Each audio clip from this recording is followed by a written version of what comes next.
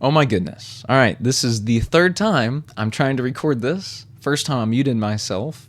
Second time I just accidentally took a picture and was not recording at all. So, third time's the charm. Let's get this going. All right, welcome to Grafted Theology, where we explore the deep and transformative truths of the Christian faith. I am your host, Drew Winton, and today I want to start off with a really important question. When you were a kid, was there ever a time that you wanted to eat dessert for dinner or maybe stay up all night watching TV? Well, children typically don't have the best grasp on reality and have active, imaginations. If left up to their own decisions, they might choose to have a cookie for every meal, right? No, I've been covering marriage or family roles, and today I'll be continuing this by going over the role of children and also what God's Word says about raising them. All right, let's start off with just a little context of Ephesians 6, 1 through 4. It gives instructions for children to obey their parents and for parents to be careful in how they raise their children. Children who learn respect for proper authority will have a better chance at success in life. And obedience to parents is the morally right way to behave. Parents, however, are to be careful not to antagonize their children.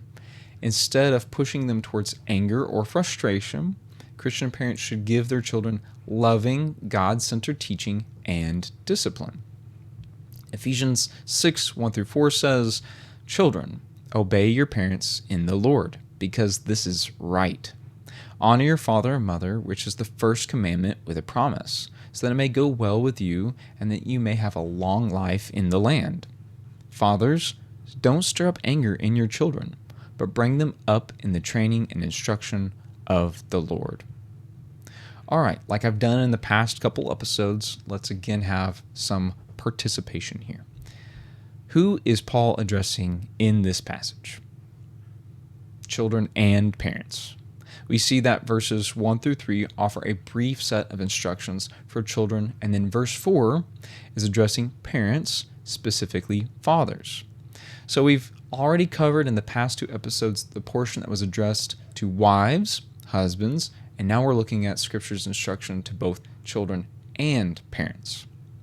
Verse 1 again says, "Children, obey your parents in the Lord, because this is right."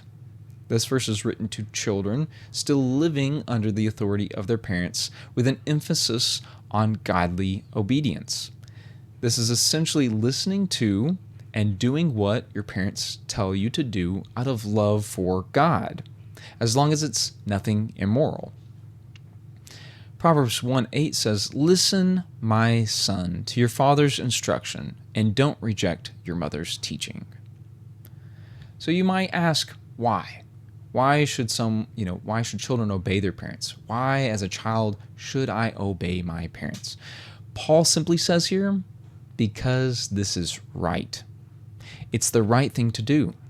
God often gives us clear instruction in Scripture, and children obeying their parents is one of these. It should not be unusual to expect children to follow the instructions of their parents, because parents are the ones responsible for raising their children.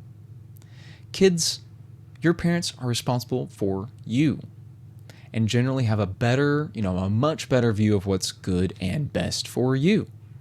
Even when a parent's instructions are hard to understand, and you don't quite get the reasoning behind their decisions, children, you would do well to trust and obey. And just as husbands and wives are to be a reflection or representation of Christ and the church, this parent-child dynamic is meant to be a powerful symbol for the relationship between each of us and God. There's also an expectation here that parents are to love and protect their children, and that children should obey them until they're old enough to live independently. Verses 2 and 3 go on to say, "Honor your father and mother, which is the first commandment with a promise, so that it may go well with you, and that you may have a long life in the land." Paul here is referring to the fifth commandment of the 10 Commandments in the Old Testament, found in Exodus 20:12. Paul notes that of the 10 Commandments, This instruction to honor one's parents is the first that comes with a promise, and we see it in two areas. For the Israelites, this commandment claimed obedience causes it to go well with them. This is a general blessing rather than a specific one. And the second part of the promise is that they would have a long life in the land, or it could be translated on the earth. This promise is that of a blessing, blessed long life, while children who grow into disrespect and disobedience toward their parents usually have a much harder life. The idea is that honoring parents is something God both commands and rewards.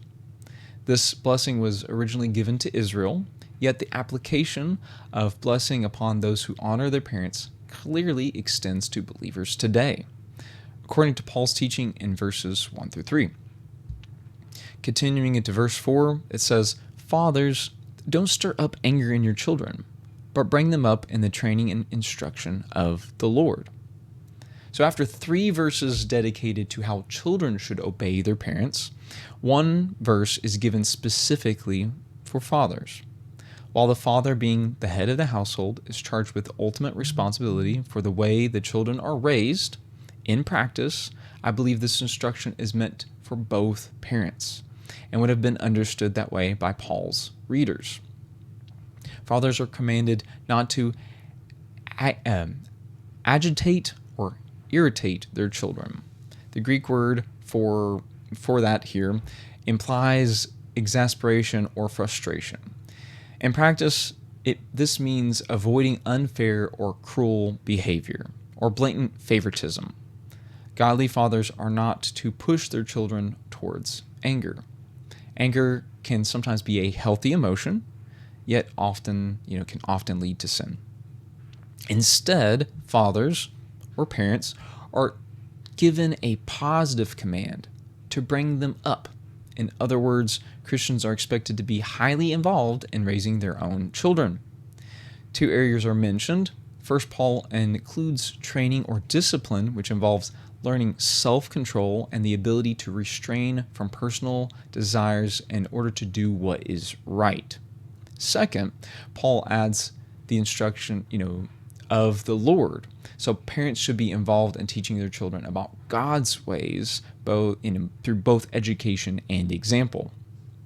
Deuteronomy 6, 5 through 9 says, "Love the Lord your God with all your heart, with all your soul, and with all your strength."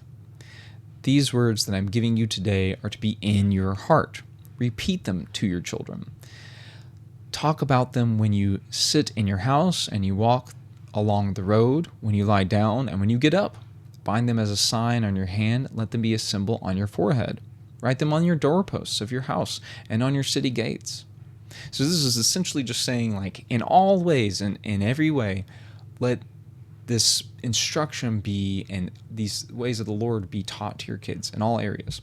So Proverbs 22:6 also says, "Start a youth out on his way. Even when he grows old, he will not depart from it."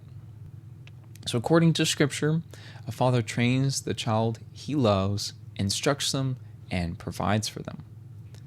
In conclusion, Ephesians 6, 1 through 4 gives instructions for children to obey their parents, and for parents to be careful in how they raise their children. Children who learn respect for proper authority will have a better chance at success in life. And obedience to parents is the morally right way to behave. Parents are, however, to be careful not to antagonize their children. Instead of pushing them towards anger or favoritism or frustration, Christian parents should give their children loving, God-centered teaching and discipline. Well, I hope that you found this episode to be a blessing. If you did, please like, comment, and subscribe. You can also follow me on Facebook or Twitter, also known as X, and even check out my blog. All of the links should be in the description below, and I will catch you in the next episode of Grafted Theology.